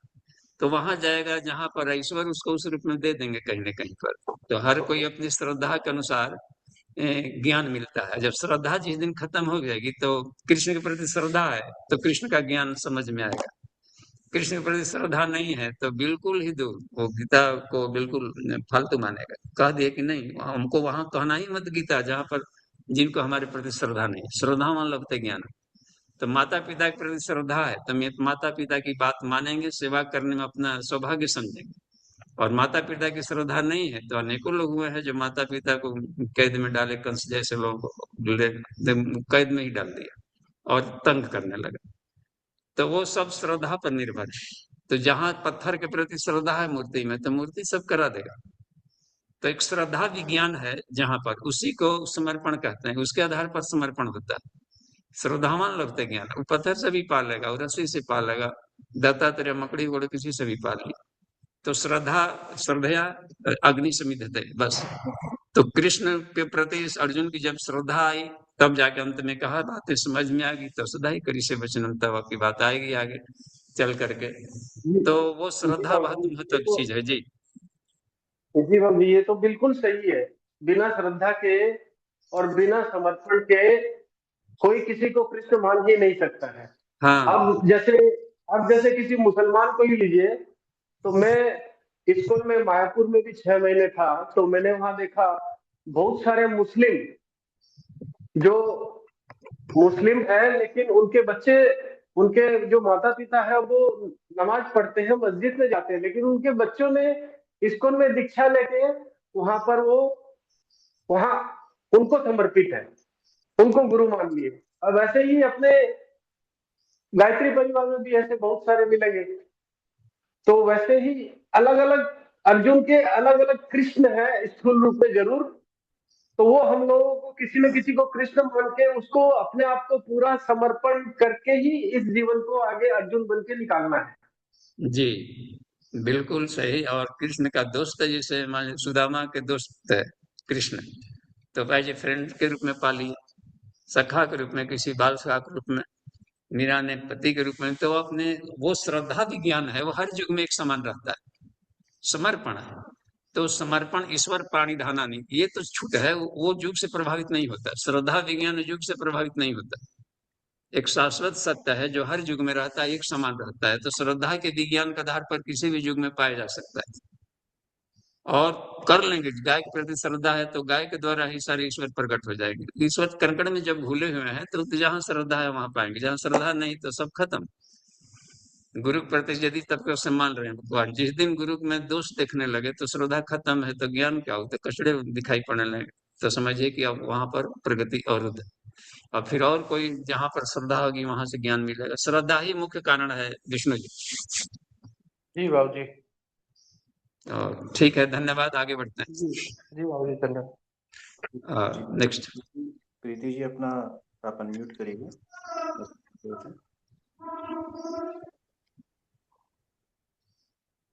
प्रीति सिंह, प्रीति, हाँ म्यूट नहीं, अनम्यूट करिए। अनम्यूट नहीं कर पा रही है, तो आगे बढ़ते जाइए जिनका। सुभद्रा जी, सुभद्रा जी, प्रीति बाबू सिंह जी का प्रणाम। करिएगा। हाँ, सभी साधकों को प्रणाम। बाबू जी कहते हैं कि जैसे बताए कृष्ण भगवान की, यदि जिस कार्य को नहीं करना चाहते तो प्रकृति स्वयं करा लेती है। तो जैसे बता रहे हैं, जिनकी श्रद्धा नहीं है तो फिर वो कैसे पाएंगे, और प्रकृति कराती है तो किसी न किसी स्वरूप में जो नहीं मानते उनसे भी प्रकृति कराएगी। जी, ये भी ठीक है। तो प्रकृति उनको उनके ढंग के काम में लगा कर करा लेगी। प्रकृति को तो हर व्यक्ति की जरूरत है ना, प्रकृति घटक, तो उसको उसके ढंग का। कोई पागल व्यक्ति है, तो अब कोई व्यक्ति जा रहा है तो उसके मुंह से कुछ ऐसा बड़बड़वा देगी जो कि सामने वाला गाड़ी जा रहा है उसको कह देगा, तो वो संभल जाएगा। अब प्रकृति उसका मुंह से केवल इतने काम लगवा ले, न कि उसको शराब छुड़वाने से मतलब है। प्रकृति उस शराब उसकी स्वभाव है, तो उसके लिए कैसों न कैसों शराब की दुकान पर भी पहुंचवा देगी। तो प्रकृति को देखती है किसको हमें कहाँ काम लेना है, क्या है। क्योंकि माँ है ना, माँ तो है, तो प्रकृति वो सबका ख्याल रखती है। तो उसे उसको उनके लायक ढंग का काम करा ली, सबको ईश्वर ही बना देगी ऐसा नहीं है, क्योंकि वो ईश्वर बनना नहीं चाह रहा ना, वो मगन है कहाँ। वो चाहता है कि हमको इसमें मजा आवे, तो इस प्रकृति उसको मजा देगी, बस उस ढंग का भोग और मोक्ष दोनों देती है। मुक्षुओं को मोक्ष देगी। और जो जो शरण तुम्हारी आवे सो सो मन वांछित फल पावे। तो यहाँ भी मत चित्त शब्द का मतलब आ रहा। तो अगर ठीक है, उनके शरण में नहीं जाता है तो फिर उसका कल्याण कैसे होगा? ये भी तो होगा, हाँ प्रकृति माँ है तो उनके तो प्रति भी तो भी, उनका भाव होगा। हाँ माँ सबका कल्याण करती है। माँ को रिस्पेक्ट दे या ना दे, माँ एक तरफा करती है ना उसमें। तो ईश्वर एक वन में प्यार करता है, संत लोग एक तरफा प्यार करते हैं। आप करें या ना करें, उनका ड्यूटी है। सूर्य को प्रणाम करें या ना करें, वो एक तरफा रोशनी देगा। जी प्रणाम बाबू जी, थैंक यू। धन्यवाद। देखिए प्रीति सिंह का भी 100 खुल गया है। जी बाबूजी प्रणाम। जी प्रणाम। बाबूजी ये पूछ रहे थे कि किसी पर्व त्योहार पे अगर अपने परिवार का कोई शरीर छोड़ा है तो परिवार में कहते हैं कि वो पर्व खंडित हो गया है, और फिर उसी दिन कोई जन्म लेता है तो उसको कहते हैं कि हाँ अब पर्व त्योहार कर सकते हैं। थोड़ा इस पे प्रकाश डाल दीजिए। ये भी अपनी दिमाग की बनावट के अनुसार पर है मान्यता है। तो अपरिपक्व बुद्धि वाले इसमें पढ़ते हैं। जिनकी अपरिपक्व बुद्धि है वो मरना जीना को कोई बहुत बड़ा ये बना लेंगे विषय, और उसके लिए सुख दुख से प्रभावित होने लगेंगे। जन्म ले लिया तो शुभ है, आज जबकि गीता कहता है कोई जन्म ही नहीं लेता ना कोई मरता है, तो यहाँ पर तो दोनों फेल हो गए। न जायते मृत्यवा कदाचित, आत्मा को जन्म ही नहीं लेती है न मरती ही नहीं है, तब क्या अशुभ क्या शुभ बन रही बात है। तो अपने दिमाग की एक मान्यता है जिसके आधार पर परिवार का चलता है। तो हर परिवार में ऐसा नहीं होता। मंदिरों में ग्रंथ है, मंदिर में कोई जाकर मर गया, धक्का मुक्की है, बहुत भीड़ है, उसमें रस में मर गए, तो क्या उसी समय एक क्षण के लिए भी शोक नहीं, उसमें चढ़ावा चढ़ता रहेगा, इनका भी अपना जाता रहेगा, दाह संस्कार के लिए भी कुछ लोग गए हैं, इधर भी चढ़ रहा है पूजा, वो क्रियाएं सब चलती रहती। तो अशुभ रहता तो यज्ञ पूजा पाठ, अशुभ रहता तो श्मशान घाट पर फिर पूजा क्यों? श्मशान घाट पर वेद मंत्रों से पूरा लाश को ही जलाया जाता है, वेद मंत्र से घी लपेटा गया है, संविधा बन गई है, सारे वही वेद मंत्र बोले जाते हैं जो कि यहाँ बोल रहे थे। तो यहाँ हर चीज पूजनीय है। यज्ञ तपदान वो किसी भी काल में कभी बंद नहीं करने को आदेश है। जी बाबूजी, धन्यवाद। धन्यवाद। आगे बढ़ते जाते हैं। चलिए अभी 9 मिनट टाइम है और हैंडरेज भी काफी है। एक हैंडरेज है किनका? सुशील जी का है। अपना अनम्यूट करिए। हाँ जी, प्रणाम। जी प्रणाम बाबूजी। बाबूजी, जी प्रणाम। आप हाँ। आप अक्सर कहते हैं ना कि तू युद्ध भी कर और मेरे को भी याद कर। भगवान ने ऐसा कहा है गीता में। तो ये किस अध्याय में है बाबूजी, कुछ ऐसा आइडिया है? ये 8वें में आगे अक्षर योगो नाम सप्तमो, 8वें में देखिए तो। अच्छा, 8वें में। दूसरा और बाबूजी, उसमें एक एक प्रश्न ये या था कि 7वें में, हाँ 7वें में भी हो सकता है, 7वें 8वें ऐसे दोनों में कहीं होगा वो।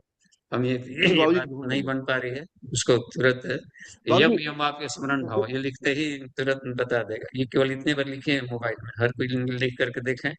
यम यम आपके स्मरण भाव, इतना लिखते आ जाएगा।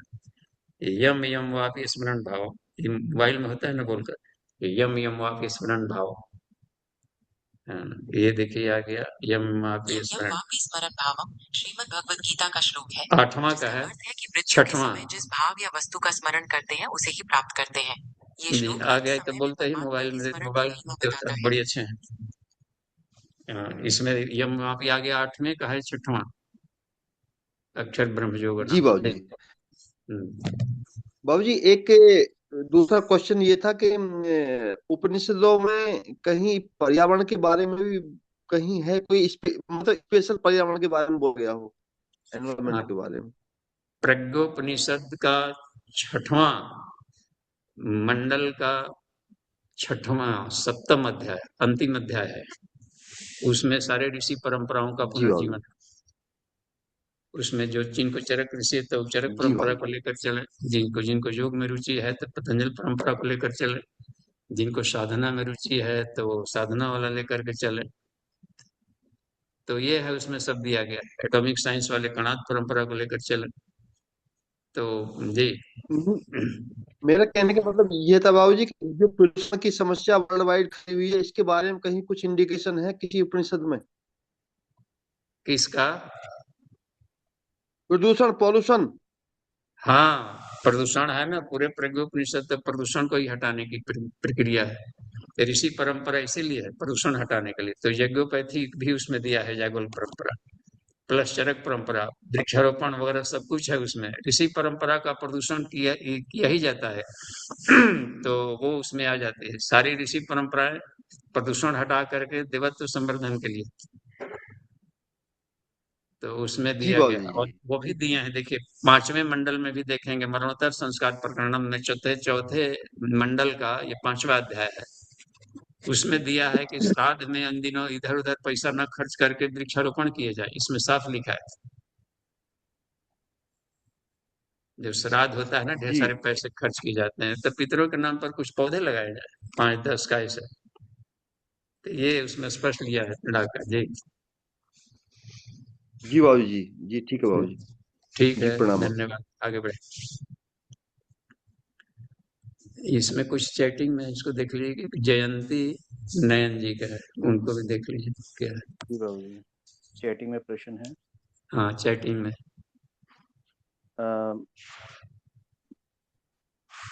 पुरुषोत्तम जी का प्रश्न है, निस्वार्थ भाव प्रेम का विस्तार कैसे हो? निस्वार्थ भाव प्रेम, हाँ, एक तरफा वन में अहेतुकी प्रेम को निस्वार्थ प्रेम कहते हैं, जिसमें अपना कोई स्वार्थ ना वन में। तो ये इसको दिव्य प्रेम कहेंगे। जहाँ कंडीशनल रहा कि कंडीशन पूरा नहीं हुआ तो छोड़ दी दोषी, तो वो फिर वैसा व्यवसाय संसार में मिलने बिछड़ने वाला चलता रहेगा, वो व्यवसायिक प्रेम कहलाए। निस्वार्थ प्रेम करते रहे एक तरफ, कंडीशनल नहीं। मन लायक होगा तभी हम करेंगे, नहीं हम जन्म ही लिए हैं सबसे प्रेम करने के लिए, तो क्या उसमें कर। तो हमारा ड्यूटी है ये, इसमें कोई एहसान नहीं कर दिया किसी पर प्रेम करके, किसी जुड़ करके, कोई कहीं पर किसी का एहसान नहीं करता। तो वो है कि अपना हम जन्म ही लिए हैं, हम अपने आत्म कल्याण लोक कल्याण के लिए। तो निस्वार्थ भाव से बच्चों को भी देखना है, परिवार के लोगों को भी, नहीं हमको अपना ड्यूटी है इनके लिए, अपने जो कर दिया तो कर लिया अपना ड्यूटी। तो निस्वार्थ भाव यही कहलाएगा। ईश्वर का काम मानकर करेंगे कोई काम तो निस्वार्थ कहलाएगा, क्योंकि ईश्वर निस्वार्थ है। वो सारे प्रकृति के लिए जीता है, सबके लिए जीता है, ईश्वर सबके हृदय में रहता है। तो जहाँ ईश्वर परायण होकर किए तो सब निस्वार्थ में आएगा, तो उसको प्रत्याहार की श्रेणी में लिया गया। यानी कि बहुत तेजी से ईश्वर प्राप्ति कराएगा। मद परायण, मद भक्त, निस्वार्थ बस। और समाज सेवा के काम निस्वार्थ ही होते हैं। तो लोक सेवा में अपने आप का कुछ न कुछ अंशदान समयदान जाते रहना चाहिए। जहाँ से अच्छी गतिविधियां चल रही हो वहां पर बिना मांगे यज्ञ अनौत धरा, तो वहां ऐसे सहयोग करते जाएंगे तो भीतर से बड़ी प्रसन्नता होती, तो वो प्रसन्नता शांति के रूप में आएगी। जी जी बाबू जी, ये अगला प्रश्न है माधवी जी का, चित्त पर पूर्व जन्म के संस्कार को कैसे हटाया जाए? चित्त पर पूर्व जन्म के संस्कार को कैसे चित्त पर पूर्व जन्म के संस्कार को कैसे हटाएं? तो पूर्व जन्म के संस्कार को हटाने के लिए 5 कोषों की साधना करनी है।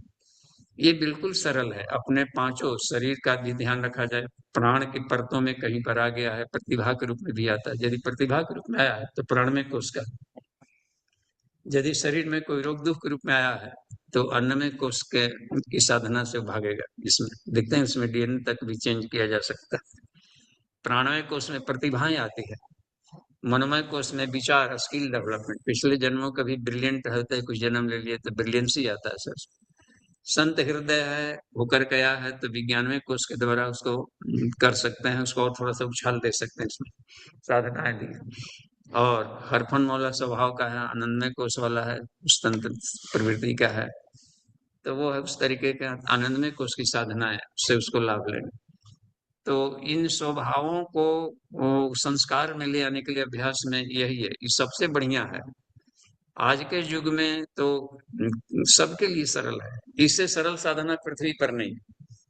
ये लिखा हुआ है वांग में 13 में लिखे हैं, कुछ गुरुदेव के उस मांग में है कि बस अति सरल। अति सरल का मतलब हो गया कि बालक बूढ़ा सबके लिए सरल है और सर्वथा हानि रहित, कोई हानि नहीं है इसमें। तो इसको अभ्यास करने पर लाभ ही लाभ है, घाटा नहीं है। आज तक किसी को घाटा नहीं मिला। जी, संस्कार में आ जाता है, फिर रुचि लगेगी। संस्कार में तब आता है, देखिए किसी भी चीज को रस लेकर काम किया जाए और रिपीट एंड रिपीट, उसी को रिपीट कर देंगे तो स्वभाव कहीं सा बन जाता है। रिपीटेशन जरूरी है, आवृत्ति खोजता है, और उसको शेयर करें तो फिर आदत बन जाएगा, फिर चस्का लग जाएगा। चाय पीने का आदत नहीं है मान लीजिए, तो कहाँ अंग्रेज सब चाय पीना सिखाए, यहाँ पाकर इधर चाय को लोग कहाँ पीते थे। तब चाय की खेती कराए, तब पहले फोकट में पिला पिला करके आदत लगवाए। देखो कितना बढ़िया। तो चलो घर में ही बोया जाए, तो बगान लगाया जाए। अब देखिए आ गया फिर चाय का आदत हो गया कि अपने भी लीजिए और फिर देते भी लीजिए। तो बीड़ी चस्का पीना है तंबाकू वाला, तो एक दिन में पहले दिन लीजिएगा तो चक्कर आ जाएगा थोड़ी सी भी घुटने, फिर धीरे धीरे डोज बढ़ाते बढ़ाते इतना पियकड़ बनवा देगा कि मगन है उसको फोकट में आप पियाते रहिए, पियते रहिए। तो आदत बनता है, किसी भी चीज को रुचि लेकर करेंगे और नए भी आदत डालनी है तो उसमें मन लगाकर उसके फायदे सोचेंगे। पुराना संस्कार में नहीं, नए संस्कार में ले आना है, अच्छी चीजें लानी। तो उसके पहले फायदे सोचने होंगे खूब, उठते बैठते चलते फायदे, तो इंटरेस्ट जगेगा तो और उसमें आपको दिलचस्पी बढ़ेगी, तो फिर जाके समय निकाल लेगा उसको पूरा करने का। तब तो ये नहीं हो पाएंगे ही हम पाएंगे, और फिर उसको रस लेकर मन लाकर करेगा, अच्छे सहयोगी मिल गए तो उसमें क्या होगा कि उसके लाभ मिलने लगेंगे, तो उसको दक्षिणा कहेंगे। वो लाभ क्या करेगा कि और उसमें स्पीड बढ़ा देगा, तो संस्कार का बन जाता है ऐसा। ठीक है, पूर्व जन्म वाले भी जो अच्छे हैं उसको बचा के रखना पड़ता है, जो बुरे हैं उसको हटानी पड़ते हैं, इसी को साधना कहते हैं। और ये साधना सरल है, पांचों शरीरों को रिफाइन करना। तो समय हो गया है जी। वीरेंद्र जी का प्रश्न है जी। कि हम सब प्रज्ञापुत्र ब्राह्मण हैं, लेकिन वर्तमान जीवन में वह स्थिति नहीं है, कृपया प्रकाश डाला जाए। हाँ, तो वो नहीं है तो उसमें लगे रहना पड़ता है, अभ्यास है ना, तो अभ्यास करते रहेंगे तो आ जाएगा। स्थिति नहीं है तो इतना तो पकड़ में आ रहा है कोई स्थिति नहीं है, इसलिए गुरु जी ने तो नियमित वो अभ्यास की जरूरत पड़ रही है तब तक, जब तक से कि उसको उस कक्षा को पा न ले। तो यही ले आएगा अपने आत्मज्ञान में, ले आ देगा यही। पांचों कोषों में एकदम तन्मय होकर के लगा जाए तो ब्रह्म का प्रकाश आता है, विज्ञान में कुछ आना शुरू हो जाता है, ब्राह्मणत्व तो उसमें आना शुरू हो जाएगा। विज्ञान में कुछ दिन है, तत्व ज्ञास्तु विद्वान ब्राह्मण स्व तपोबल, देखते ना, तपस्वी जीवन इधर का है, इंद्रिय संयम वगैरह। तो जितनी मात्रा में है उतने अंशों में ब्राह्मण है, बस होता है ना इतनी बातें। तो उसका हम लाभ देते चलें तो उसी के अभ्यास से बढ़ जाएगा, उस ब्राह्मणत्व को बांटे और ब्राह्मणत्व की खेती करते चले तो ठीक है।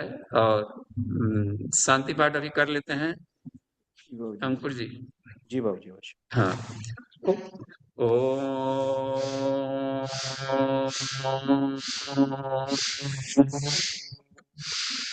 शांति शांति शांति। समाप्ति। प्रणाम।